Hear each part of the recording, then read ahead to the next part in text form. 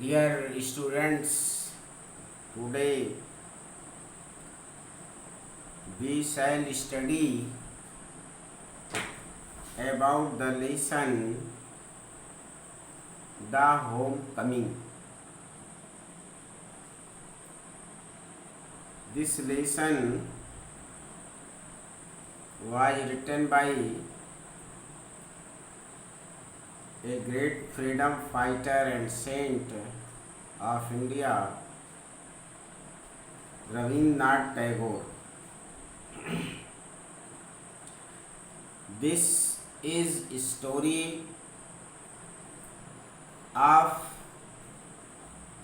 a family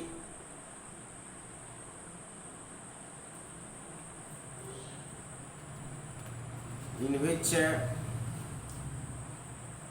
there are two boys. Name of the both the boys are real brothers.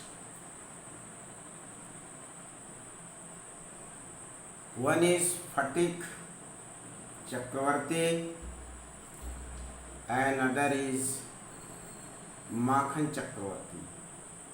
ये कहानी परिवार की है जिसमें दो बच्चे हैं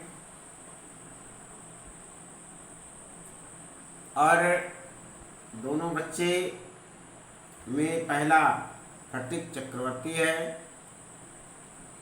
दूसरा माखन.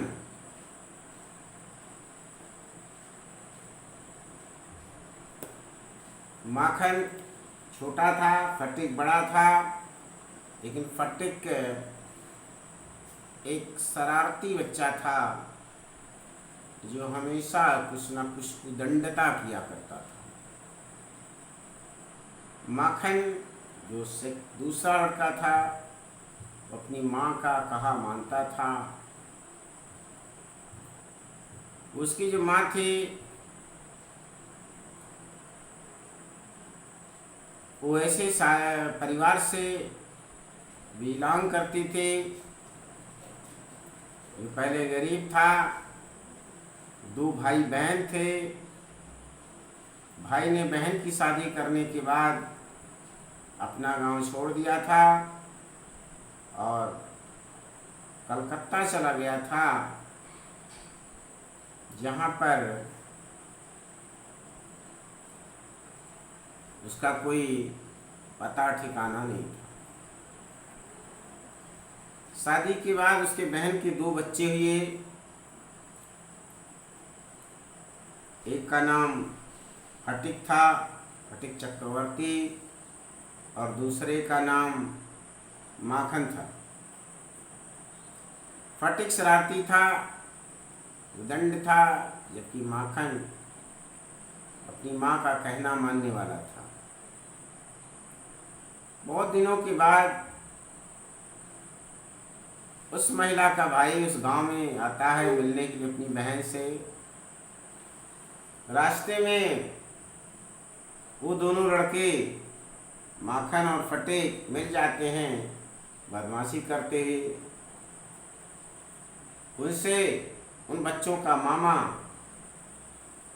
और उस महिला का भाई पूछता है कि चक्रवर्ती लोग कहाँ रहते हैं. तो लड़का जो फटिक था वो केवल संकेत कर देता है, उससे स्पष्ट नहीं होता कि किस तरफ वो कह रहा है. दोबारा पूछने पर वो कहता जाओ पता लगाओ.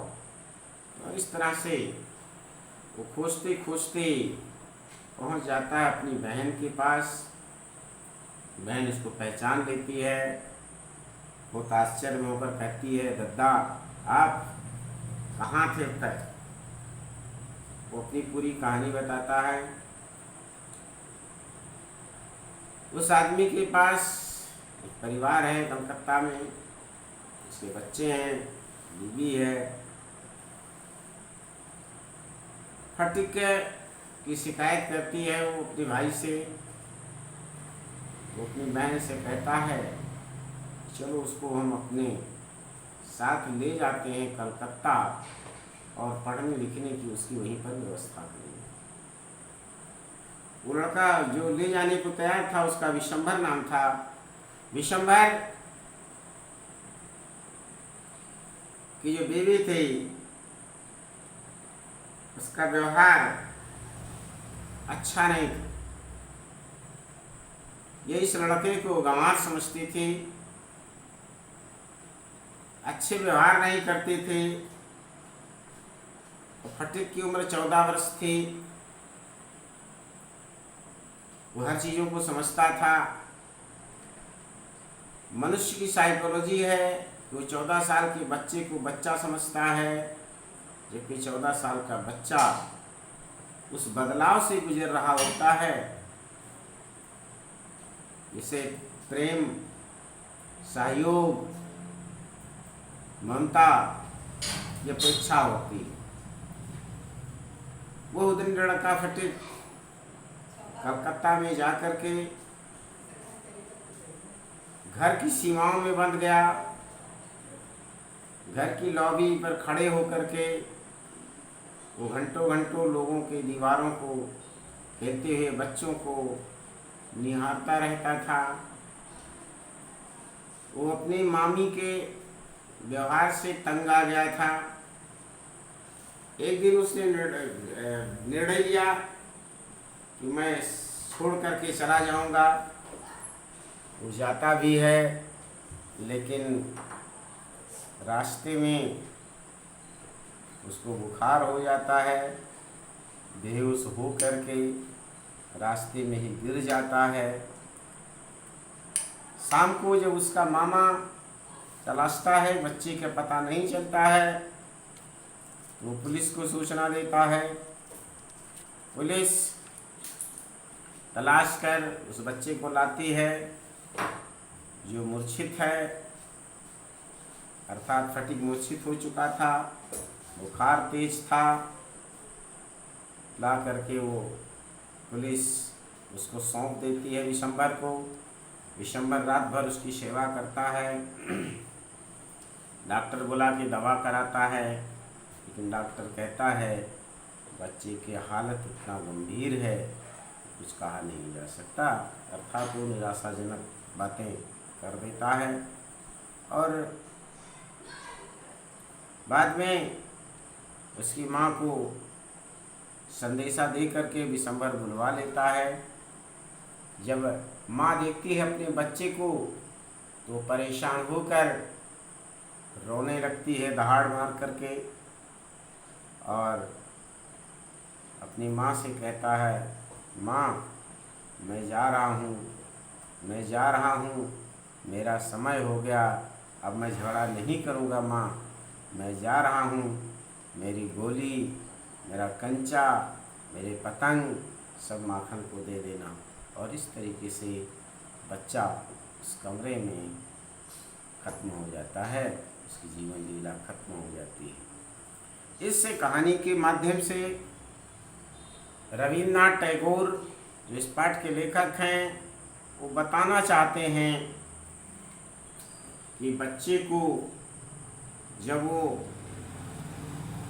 किशोरावस्था में हो तो दूसरे के घर नहीं भेजना चाहिए,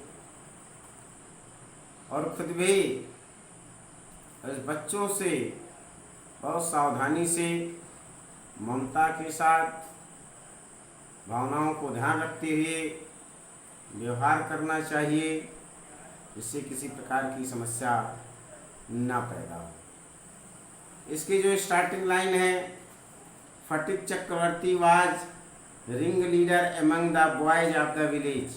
फटीक चक्रवर्ती गांव के लड़कों के बीच में रिंग लीडर था, उन्हें गलत काम करने वालों पे लीडर बनता था वो। और हमेशा उसके दिमाग में a new mischief got into his head, उसके दिमाग में एक नया शरारत सोचता था। एक बड़ा सा there was a heavy log lying on the mud flat of the river waiting be saved into a mast for a boat. एक वहाँ बड़ा सा नदी के किनारे लट्ठा पड़ा हुआ था, लट्ठे वाले ने उसको रखा था कि हम इसे बोट बनवाएंगे, लेकिन उस लड़के ने सोचा कि हम इस नाव को, इस लकड़ी को अपने साथियों के सहयोग से नदी में डाल देंगे। जब लकड़ी गायब हो जाएगी तो लकड़ी का जो मालिक है वो बहुत परेशान होगा और बच्चों को बहुत मजा आएगा। अर्थात वो चिढ़ाना चाहता था उस आदमी को। He decided that they should all work together। मैंने उस फटिक ने निर्णय लिया कि सभी बच्चों के साथ कि हम लोग निर्णय लेंगे, shift log by main force from its place and roll it away. मैंने उसे मिल करके पूरी ताकत से दूसरे स्थान पर कर देंगे और लुढ़का देंगे पानी में। The owner of the would be angry. जो लाख का मालिक है वो गुस्से में होगा, सरप्राइज, चकित होगा। And they would all enjoy the fun. वो सभी बच्चे उस मनोरंजन का आनंद लेंगे। Everyone seconded the proposal. सभी बच्चों ने सहमति प्रदान कर दी उस प्रस्ताव पर। And it was carried unanimously. और इस कार्य को यूनानिमसली एक मत से कार्यान्वित किया गया। बट जस्ट एज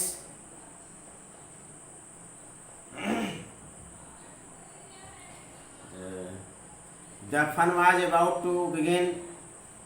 मनोरंजन शुरू होने ही वाला था। माखन, फटिक सिंगर ब्रदर, तो माखन जो फटिक का छोटा भाई था, सैंटर्ड अप, खड़ा हुआ है, set down on the log, log पर जाकर बैठ गया। In front of them all without a word. एक बिना शब्द बोले ही उस लॉग पर जा कर के माखन जो फटिक का भाई था वो जाके बैठ गया। The boys was puzzled for a moment. लड़के कुछ समय के लिए परेशान थे। He was pushed rather timidly. वो थोड़ा सा धक्का दिया डरते डरते। By one of the boys, एक लड़के के द्वारा। And told to get up, और कहा कि तुम उठ जाओ। But he remained quite unconcerned. लेकिन माखन बिना चिंतित वहीं कायम रहा। He appeared like a young philosopher meditating on the futility of games। जैसे गेम की अनुपयोगिता हो उस पर ध्यान लगाता हुआ कोई दार्शनिक हो, इस मुद्रा में माखन दिखाई देता था। फटिक वाज फ्यूरियस। फटिक क्रोधित हो गया और कहा माखन। He cried, वो चिल्लाया कि माखन, if you don't get down this minute, यदि तुम अभी नहीं उतरे, I shall thrash you, तो मैं तुम्हें पिटाई करूँगा।